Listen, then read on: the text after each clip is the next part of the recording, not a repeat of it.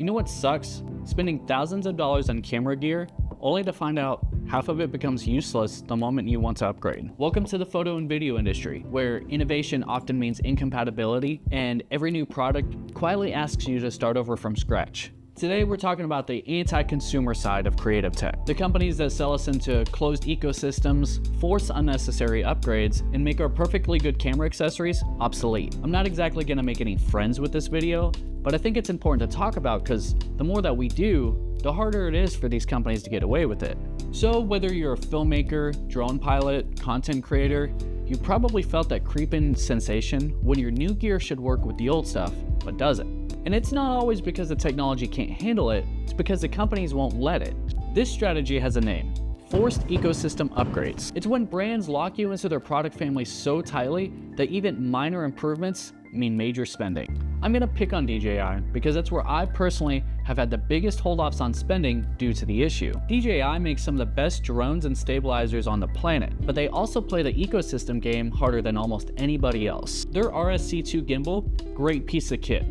But when they released the 3D focus system, this was incompatible. The tech existed, but they just didn't include it. You had to buy the RS2 or RS3 to get the feature. Back when Josh from MakeArtNow first made the video on the 3D focus system, I was all game to get it, the focus motor, the works. But then after some research, I realized my gimbal was incompatible. So the $330 investment jumped to almost $1,000 for no reason other than software. I wasn't playing the game and I didn't need it that bad, so I never got it. The same is true with their LiDAR system now. The RS3 and RS4, incompatible. You have to get the Pro version. And it doesn't stop there. DJI's drones and remotes, many aren't backwards compatible. Buy a new drone, and suddenly your several $100 controller and goggles become nothing more than expensive paperweights. So when I had my incident in Arizona, where I crashed my Avata at the top of a mountain, I was secretly excited about that being my excuse to get the Avata 2. But when the Avata 2 became incompatible with my controller and goggles, I started looking at the Cinebot 30 from Gep RC, which is another FPV brand that I buy. I understand the improvements in the O4 camera system with recording, but I prefer using an action camera on top of my drones anyway, and the transmission, that shouldn't make no difference as far as compatibility. Even if it did, I don't understand the reason for the controller. But by changing protocols, connections, firmware, you're forcing creators to buy gear that they already own. And the worst part is that a lot of people just accept it because it's progress. So when DJI is in another space, like action cameras, I'm kind of looking the other direction because I don't want to have to worry about that kind of thing. And I'm kind of picking on DJI here. They are pretty notorious for it, but what other brands can you think of that lock things down like this? Comment it down below. I do want to highlight, there are brands that do things differently. For example, Sigma.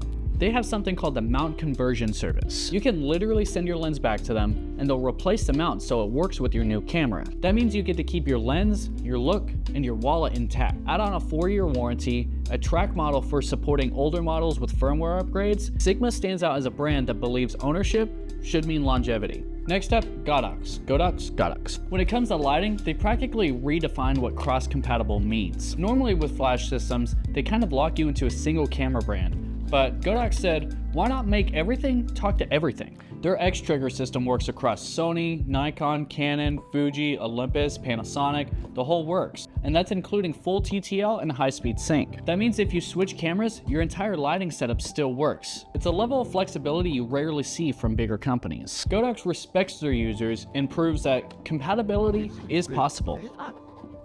The last one I'll talk about is Atomos. What's refreshing about Atomos is how they've handled interoperability. No matter what system you're shooting on, you plug in an Atomos monitor and it just works. Even more impressive, they support older products through firmware upgrades instead of you having to buy new hardware. Their Ninja 5, released years ago, still gets new codec updates and feature unlocks today. That can be rare in the electronics world, and it's a strong pro-consumer move.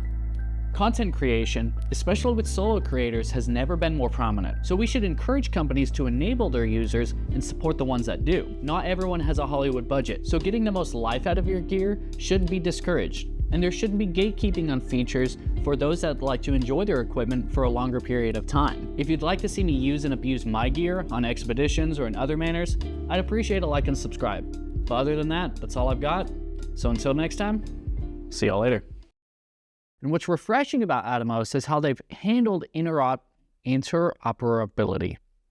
interoperability. What's refreshing about Atomos is how they've handled